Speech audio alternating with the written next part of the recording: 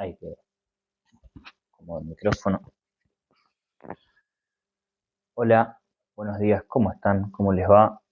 En el día de hoy, en este domingo, soleado pero fresco, vamos a comenzar con una de las ideas primigenias con las que surge este canal, ¿sí? Va a ser un video en bata, pero sirve. Porque cuando comenzamos, una de las ideas, además de hacer análisis de actualidad, de hablar, bueno, de lo que venimos hablando tanto en Kik como acá en YouTube, que sugiero eh, o insto a que vayan a Kik, a que me sigan, es que la idea era ayudar a los estudiantes ingresantes de la Universidad Nacional de La Matanza que van a tratar de hacer el ingreso, que van a hacer el ingreso, porque no lo van a tratar, lo van a hacer, lo van a probar, el ingreso en lo que es la carrera de abogacía, bueno, darles de alguna manera algunas explicaciones de los textos como para que ustedes tengan de backup estos videos. Claramente, ninguno de los videos que yo vaya a hacer va a sustituir la lectura personal, la lectura propia de lo que vos después tenés que hacer en tu casa. Así que como primer presupuesto, bueno, decirte eso, todo lo que vos escuches en este video, primero, sabe que yo ya lo hice por dos. En primera instancia, porque hice el ingreso y estoy ya transitando el último tramo de la carrera de abogacía, entonces todo lo que te puedo estar diciendo es en base a lo que yo ya estudié, ¿sí? Cuando hice el ingreso, pero además tengo la particularidad de que yo soy profesor de historia, entonces eh, cada vez que vos quieras ver un video que tenga que ver con los contenidos que te van a tomar en este tramo de ingreso, bueno, que sepas que yo me voy a circunscribir únicamente a historia, que es, digamos, mi materia de especialidad o que se supone que es mi materia de especialidad. Tengo un papel que dice que soy profesor y que se supone que debería saber historia. Entonces, yo me voy a circunscribir únicamente a eso. ¿Está bien? Entonces, teniendo en cuenta que yo hice el ingreso y que estoy transitando la última parte de mi carrera y que bueno, que hice la carrera de docente, que soy profe de historia, bueno, considero tener alguna que otra herramienta como para que poder brindarte un video de ayuda para vos que estás haciendo el ingreso, pero insisto con esta idea, si tu idea para poder hacer el ingreso es únicamente circunscribirte a los videos que puedas encontrar acá en Rosky Palanca, tanto en Kik como en YouTube, bueno, lamento decirte que no vas a tener un buen resultado, que tenés que centrarte a estudiar. Hay una única manera de hacer esto, que es culo en silla, te tenés que sentar, tenés que estudiar y lo vas a probar, no es imposible, pero bueno, sí requiere obviamente de tu vocación y tu dedicación para con el estudio. ¿Está bien? Eso por un lado. Por un lado, obviamente, yo tengo mi manual de ingreso que hice ya hace unos años, así que yo voy a ir hojeando algunas de las cuestiones que hay acá.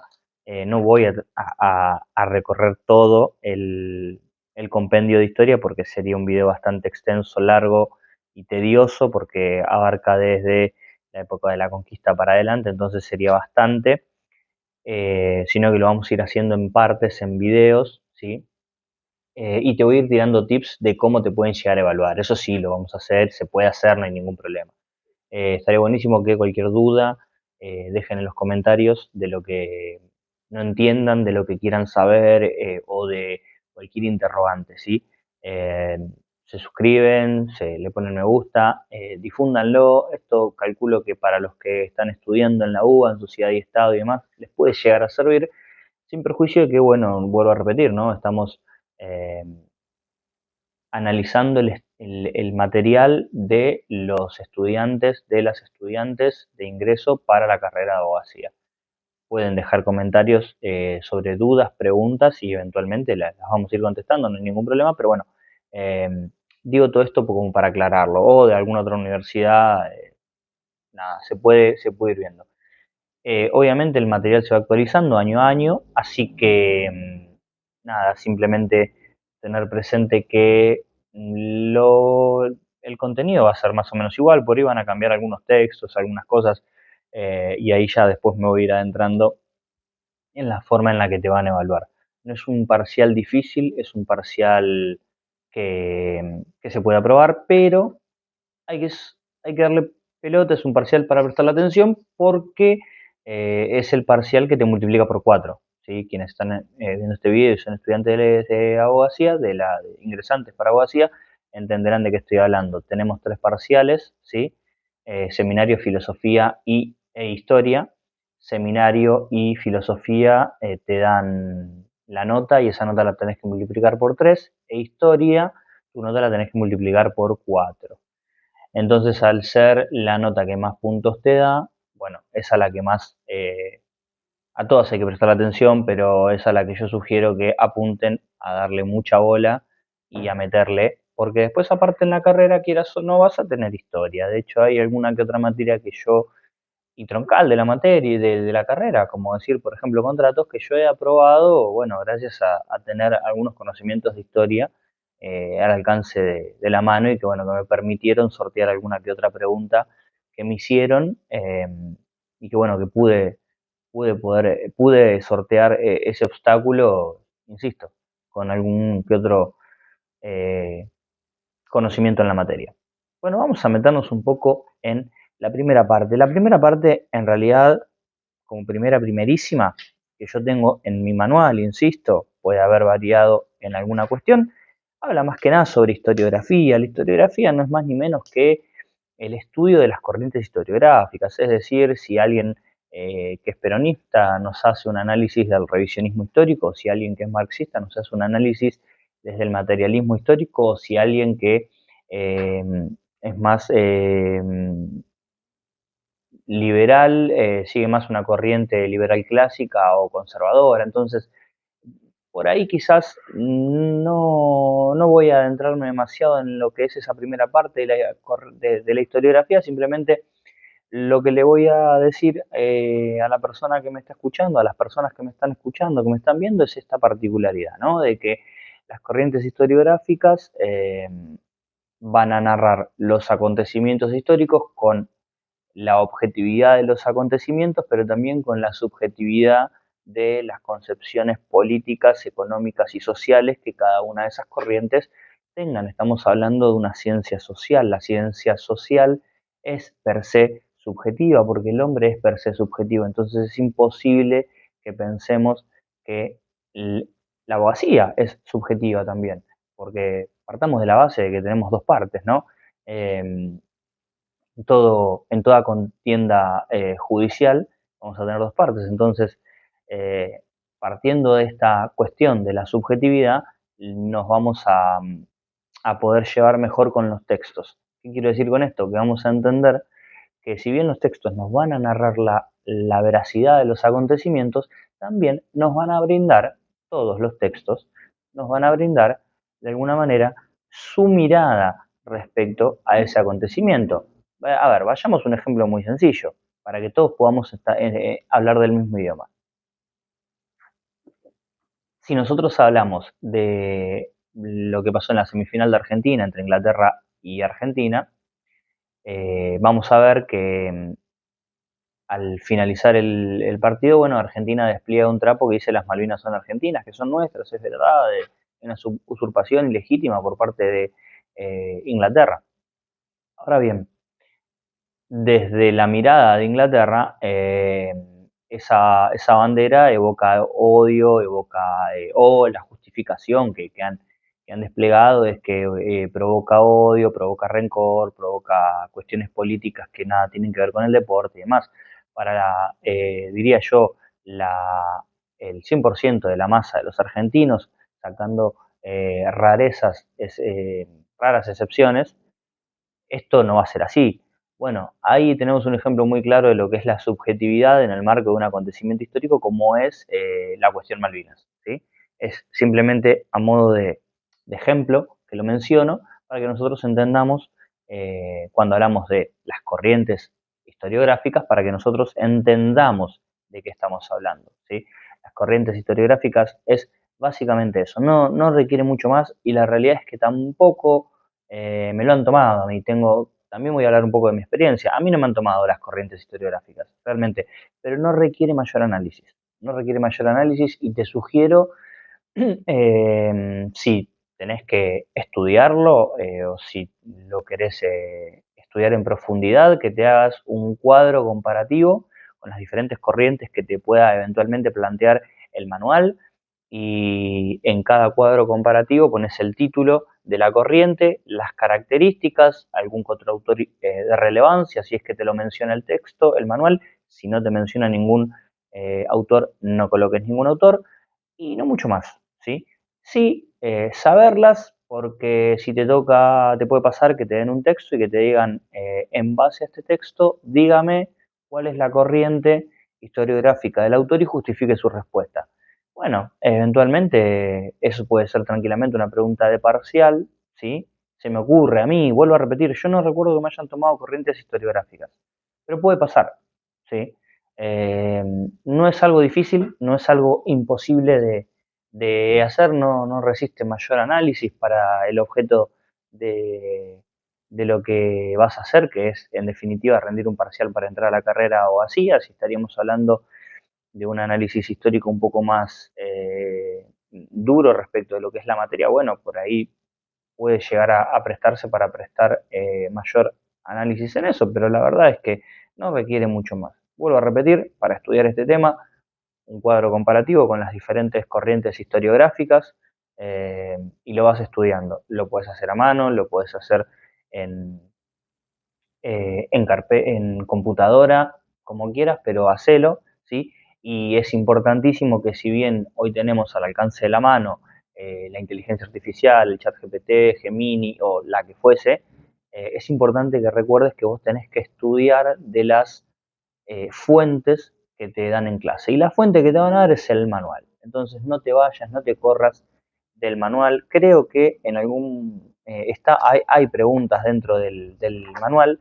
Si hay preguntas, responderlas, mirarlas, eso es importantísimo porque las preguntas generalmente, y esto lo digo como profesor, uno quiere que sus estudiantes eh, estudien lo que después uno le va a evaluar. O, decirlo como dicho de otra manera, lo que digo yo siempre, yo tomo lo que doy en clase. Entonces, si yo tomo lo que doy en clase y doy fe que les va a pasar eso, que les van a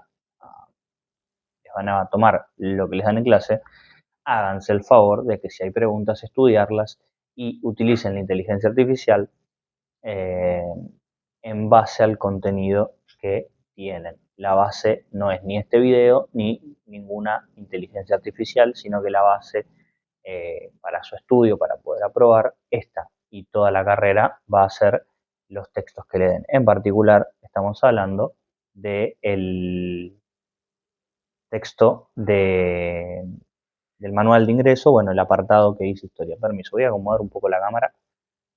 Ahí está, creo que está bien ahí. Bien.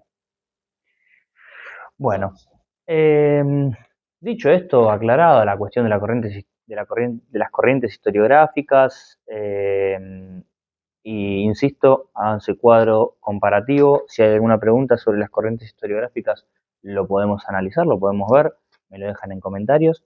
Vamos a meternos un poco más en la unidad 2, ¿sí? Que ya habla desde la época de la conquista para adelante, por lo que estoy viendo. Bueno, la época de la conquista empieza en 1492, a partir de el inicio de la conquista de los europeos en América, ¿sí? Eh, América no fue descubierta, América es un continente que ya tenía vida, que tenía todo un crisol cultural importantísimo, que tenía la particularidad de tener una, una vasta variedad de culturas, de idiomas, de colores y de costumbres.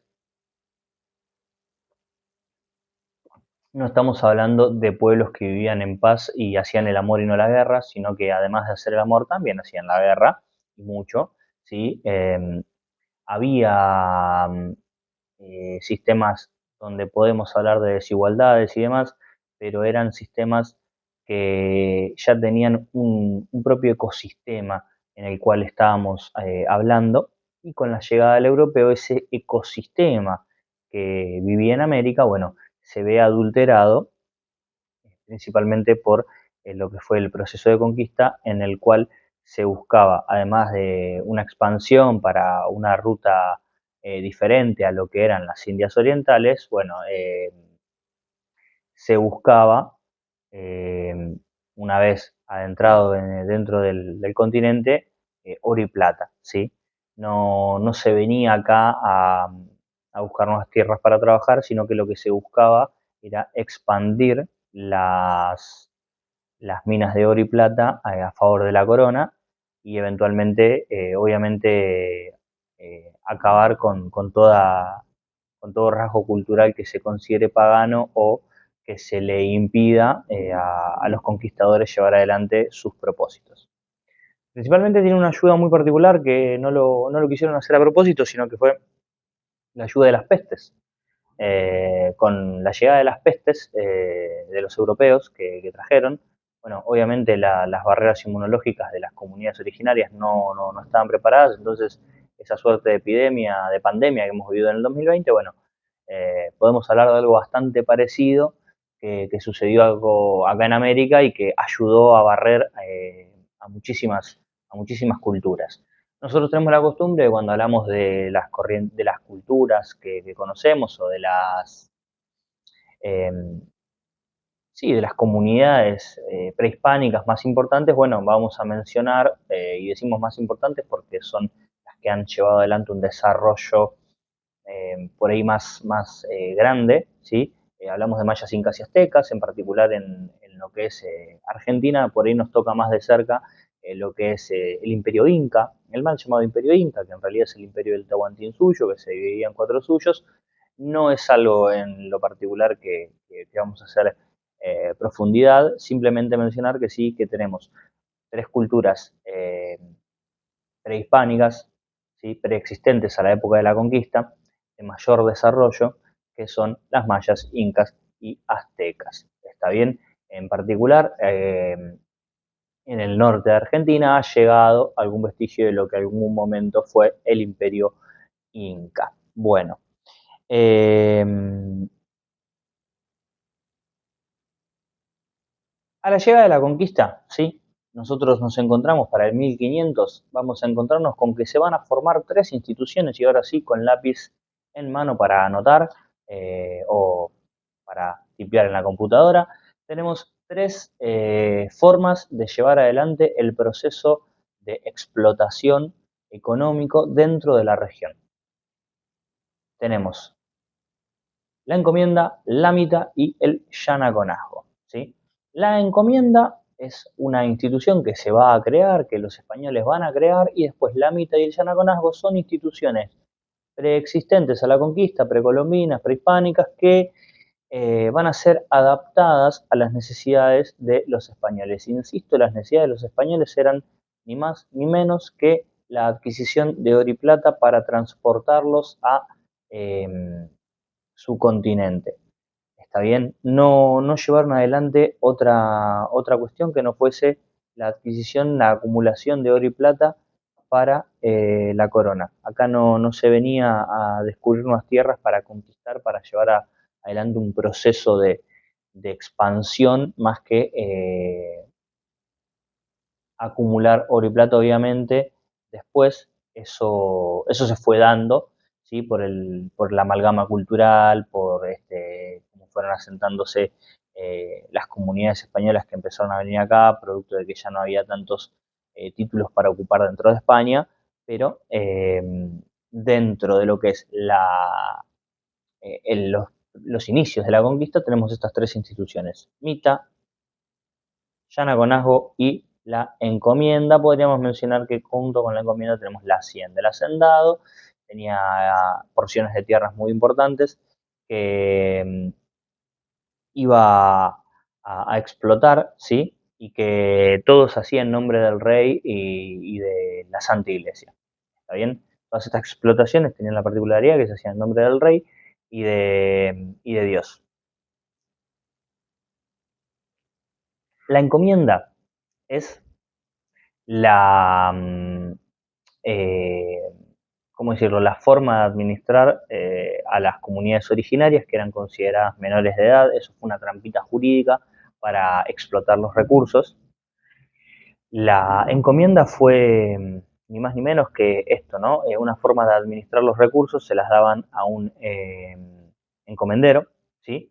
Eh, y que este buen hombre lo que debía hacer era cuidar de las comunidades originarias o de los hombres y mujeres que tenía a su cargo, una suerte de señor feudal pero con otro nombre, eh, y explotar, trabajar la tierra, buscar nuevas fuentes de riqueza y después esas fuentes de riqueza transportarlas para España. Lo que sucede, lo que empieza a suceder, es que empieza a haber abusos y arbitrariedades, empieza a haber violencia, empieza a haber maltrato. Obviamente esto iba a suceder, ¿sí? Porque eh, no se buscaba llevar adelante un proceso de conquista amigable, sino que el proceso de conquista fue absolutamente vejatorio para las comunidades originarias y pocos levantaron la voz. Uno de los pocos que levantó la voz, bueno, fue el fray Bartolomé de las Casas, eh, que podríamos mencionar. Otro que podríamos mencionar es Moreno, más adentrado en el tiempo, pero realmente no hubo muchas personas que se hayan dedicado a levantar la voz en esta época a favor de las comunidades originarias. A favor de la mita lo que podemos mencionar es que la mita va a favor de la mita. Lo que podemos mencionar de la mita es que era un sistema, vuelvo a repetir, prehispánico, que se trataba básicamente de la rotación en cuanto a los trabajos que se hacían. ¿Sí? Se trabajaba una mina o una tierra durante un determinado proceso de tiempo, vamos a decir 3 semanas, y después se le daba el descanso a esos hombres que trabajaban la mitad y ocupaban su lugar otros hombres o trabajaban, explotaban una tierra, se le daba descanso a esa tierra, se le daba y se la trabajaba en otro lugar y así. Bueno, la mita fue utilizada por los españoles, pero se modificó este sistema, que era más que nada una suerte de servicio comunal, servicio casi se me cae el celular, de servicio para todos. Bueno, se llevó adelante un proceso en el cual la mita empezó a hacer ni más ni menos que la explotación intensiva de tanto de la mano de obras recontra barata, eh, y en lugar de darles este descanso, bueno, tanto a las minas como a los hombres, bueno, se los eh, hacía trabajar una determinada cantidad de tiempo, por ejemplo, dentro de una mina, se los sacaba, se metía otros hombres y esos hombres que habían vuelto de la mina, bueno, en lugar de darles el descanso, se los mandaba a trabajar a otro lugar.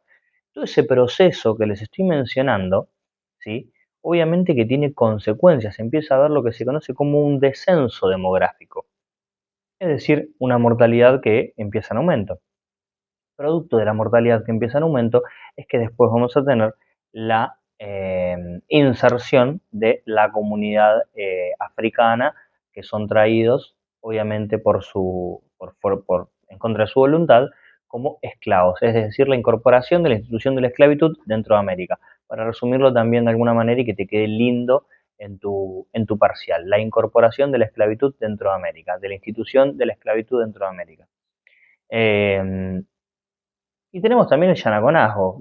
El yanaconazgo era básicamente un cuerpo de hombres al servicio del Inca, ¿sí? Del emperador, em, y que debían dejar sus lugares de origen para dedicarse a trabajar a favor de su Inca. La particularidad que tiene el yanaconazgo es que cuando se lleva adelante este proceso de conquista, los hombres dados en esta institución eh, van a también dejar de prestar estos servicios para el Inca y van a tener que prestarle servicio a los españoles que van a llevar adelante un proceso muy cruento, ¿sí? Porque van a ser reducidos a esclavitud, con la particularidad de que, vuelvo a repetir, no son considerados esclavos. ¿Por qué no son considerados esclavos? Porque a través del concilio que se realizó en Europa, se lleva a la conclusión de que son hombres que tienen alma, que no se les puede esclavizar, pero que son considerados menores de edad. Es por esto, ¿sí?, que se lleva adelante un proceso de ingreso de esclavos negros traídos de África y a la misma vez la administración de las tierras y de las riquezas de las comunidades originarias en manos de los españoles.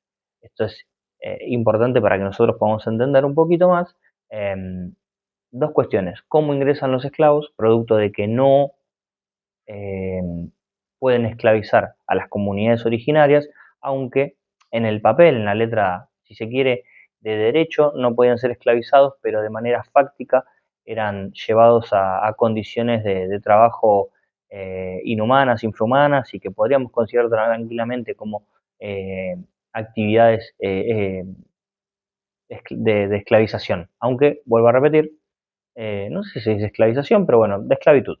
Ahí está, de esclavitud. Me parece que la pifié feo con el concepto de esclavización. Esclavitud.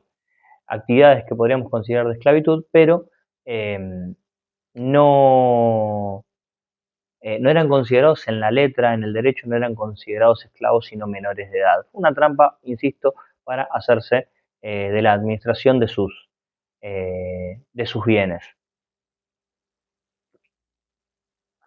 Y se trae a los esclavos producto de que eran considerados seres sin alma y también de que empieza a haber un notable descenso, insisto, un notable descenso demográfico en las comunidades originarias. Y obviamente los españoles no iban a pretender venir al continente para trabajar porque lo consideraban deshonroso. Pensemos que algunos de los españoles que venían acá eran los segundones, ¿sí?, los hidalgos, los hijos de algo.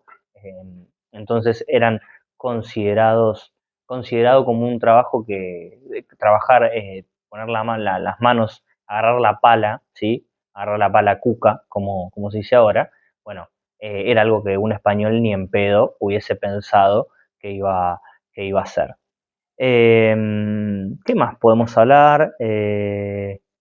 A ver. Bueno, la población negra, acá dice la trata y el régimen esclavista, la población negra. Esto es algo que yo más o menos ya se los vengo diciendo. Obviamente, insisto, ¿sí?, que ustedes tienen que llevar adelante su propio resumen. Eh, la población negra se va a acentuar mucho en lo que es la zona del Caribe, en lo que es la zona de Brasil, motivo por el cual también vamos a ver que hoy en día hay un porcentaje mucho más grande de población negra en esas zonas y no tanto acá. Entre otras cosas también porque acá se da una libertad de vientres a partir de 1803 con la Asamblea del año 13 y empieza a haber un paulatino proceso de desesclavitud o desesclavización, ¿sí? Creo que ahí estamos jugando un poco más con las palabras, para con la comunidad que empieza a ser incorporada. Pero también la realidad es que acá hay pocos esclavos negros en la zona de lo que hoy es Argentina o en el cono sur de América, en lo que es el Virreinato del Río de la Plata. Bueno, entre otras cosas también porque el europeo, el español, lo que buscaba era la adquisición de oro y plata.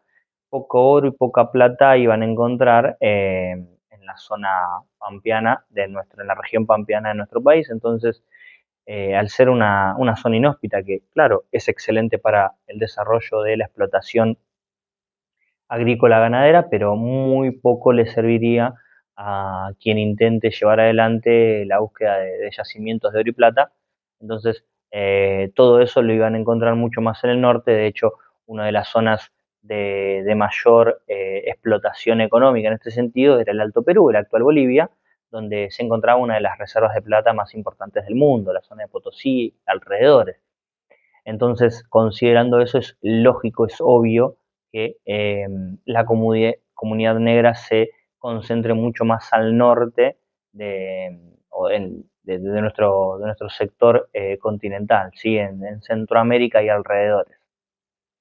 Además que es donde, en definitiva, donde comienza la explotación y comienza la época que nosotros conocemos como conquista. Bueno, ya llegamos a media hora de video. No lo quiero extender demasiado más porque me parece que sería inoficioso, ¿sí? De paso les voy pasando algunas palabras, algunos conceptos que después ustedes van a escuchar en la carrera. Vamos a dejarlo acá. Les pido que por favor dejen me gusta, que si les gustó, que dejen un comentario, que lo compartan entre sus compañeros ingresantes. Yo estaré grabando algún video de manera semanal. Si tienen alguna duda, lo pueden hacer. Si quieren que profundice en algún tema, lo pueden hacer. Eh, y después de a poquito nos iremos metiendo en la colonización, el régimen de las castas, el virreinato del Río de la Plata. Haremos un breve repaso de lo que dijimos en el día de hoy y bueno, de a poquito iremos de manera mancomunada llevando adelante este proceso de estudio para que ustedes puedan aprobar. Insisto, muy importante, lean el manual, no recurran únicamente a este video o cualquier otro, ni recurran únicamente como fuente de estudio a ChatGPT, porque si bien los datos pueden ser certeros, insisto, recordemos que estamos estudiando una ciencia social que es subjetiva y que vamos a ver corrientes historiográficas, corrientes que estudian la historia de diferentes maneras y es importante que ustedes puedan hacer ese trabajo de comprensión. Bueno, sin ánimos de seguir extendiéndolo, les agradezco en el Kik, para quienes tengan Kik, me van a ayudar un montón si me siguen ahí a través de esa aplicación, porque ahí vamos a hacer vivos, hacemos más vivos de actualidad, de debate, etcétera. Acá por ahí lo dedicamos más a videos, donde también vamos a hablar de historia y también de actualidad y demás, pero bueno,